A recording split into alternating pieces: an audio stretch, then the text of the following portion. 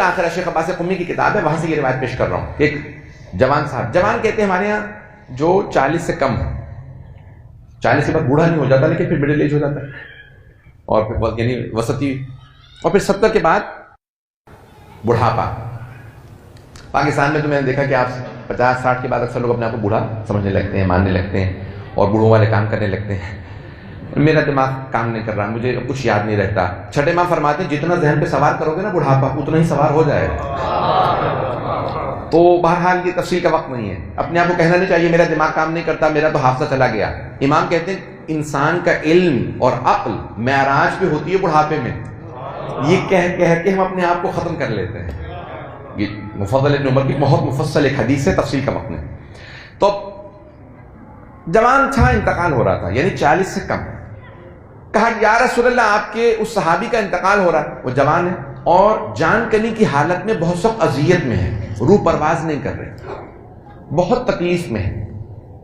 یا رسول اللہ آپ تشریف لائیں گے؟ یہ سب مانتے ہیں کہ اگر پیغمبر آ جائیں، صحابہ مانتے تھے کہ اگر روح نہ نکل رہی ہو پیغمبر کے آنے سے موت کے وقت آسانی آ جاتی ہے. اور پیغمبر فرما گئے صرف میرے نہیں، میرے اور میری آل میں سے کسی کے بھی آنے سے روح میں نہیں ہے مجمع، روح کے نکلنے میں آسانی ہو جاتی ہے، روح کے نکلنے میں. تو پھر شکر کرو نا کہ ہمارے مرنے پہ مولا علی آئیں گے. مولا کی اپنی حدیث ہے، مولا کا اپنا فرمان ہے، یا حارث الحمدان من یمت یرانی، اے حارث حمدانی جو بھی مرے گا مجھے ضرور دیکھے گا. مؤمن ہوگا تو روح میں آسانی ہو جائے گی نکلنے میں، منافق و کافر ہوگا تو اور اذیت ہوگی. منافق و کافر کو مولا کے آنے سے اور اذیت ہوگی. آپ کہیں گے مولا آئے ہیں تو اذیت نہیں ہونی چاہیے، نہیں. جو منکر تھا اسے فرشتے کہیں گے ارے تو اسے نہیں مانتا تھا، اب اس کی بادشاہی ہے. یہ موت عجیب غریب شے ہے. کہا یا رسول خدا جوان صحابی، سنیں گے نا حضرات، جوان صحابی انتقال کر رہے ہیں، بہت سخت اذیت میں ہیں، آپ تشریف لے آئیے. پیغمبر اسلام نے فوراً ابا لی، کہا چلو.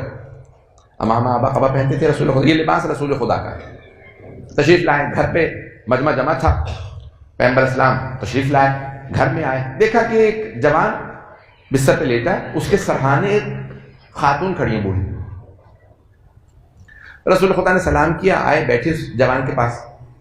کہا کہ بیٹا کہو لا الہ الا اللہ. اس نے کہنا چاہا، اسے کہا نہیں گیا. کون کہلوا رہا ہے؟ رسول رحمت. اور اس جوان سے، صحابی رسول سے با ایمان ہے، مومن ہے، کہا نہیں جا رہا. کہو لا الہ الا اللہ. کوشش کی لیکن لرزتا رہا، کہہ نہیں سکا. کہ پھر دوبارہ کہو لا الہ الا اللہ. کوشش کی، کہا نہیں گیا. تو رسول خدا نے کہا آپ اس کی ماں ہیں، ساری دنیا کو سمجھا رہے ہیں. کچھ لوگ تک پہنچ گئی. کہا آپ اس کی ماں ہیں؟ کہا ہاں میں ماں ہوں. کہا کیا آپ کے اس کے ساتھ تعلقات صحیح نہیں تھے؟ توجہ ہو، یہ پیغمبر سوال کر کے دنیا کو بتا رہے ہیں. کہا کیا آپ کے اس کے ساتھ تعلقات صحیح نہیں تھے؟ کہا نہیں، 5 سال سے، اب میرے ذہن میں 5 سال کی مدت ہے، 5 سال سے ہماری بول چال بند تھی، ہم آپس میں بات نہیں کرتے تھے، میں سے ملتی نہیں تھی. مجھے بھی پتا چلا کہ مرنے والا ہے تو میں ماں ہوں، آ گئی ملنے. کہا اگر آپ اسے معاف کر دیں گی تو اس کی روح نکلنے میں آسانی ہو جائے گی. اس کی روح نکلنے میں اذیت اس لیے ہو رہی ہے کیونکہ آپ راضی نہیں ہیں. کہا بیٹا جا، میں نے تجھے رسول خدا کی خاطر معاف کیا. اب رسول خدا نے کہا کہو لا الہ الا اللہ. تو اس جوان نے فوراً کہا لا الہ الا اللہ. رسول خدا نے کہا کیا دیکھ رہے ہو؟ کہا یا رسول اللہ کچھ فاصلے سے ایک بہت ہی بدنما مخلوق کھڑی، بالکل ظلمت و تاریکی ہے. کہا کہ میرے آنے کے بعد بھی دیکھ رہے ہو ظلمت کو؟ کہا یہ دعا پڑھو. اور کہا کہ یا میں یقبل الیسیر و یعفو عن الکثیر. یہ دعا رسول خدا نے پڑھی کہ اے اللہ جو چھوٹے چھوٹے اعمال قبول کر لیتا ہے اور بڑے بڑے گناہوں کو معاف کر دیتا ہے، میری اس چھوٹی سی دعا کو قبول کر لے اور میرے بڑے بڑے گناہ معاف کر دے. اس نے دعا کو دہرایا. پیغمبر نے کہا آپ کیا دیکھ رہے ہو؟ کہا یا رسول اللہ اب ایک نورانی مخلوق آ گئی، اور وہ جو تاریک مخلوق کی تھوڑا دور. کیا ابھی بھی دیکھ رہے ہو؟ کہاں. کہ دعا دوبارہ دہراؤ. اس نے دعا کو دوبارہ پڑھا. کہا اب دیکھ رہے ہو؟ کہ نہیں یا رسول اللہ اب صرف نور ہی نور ہے.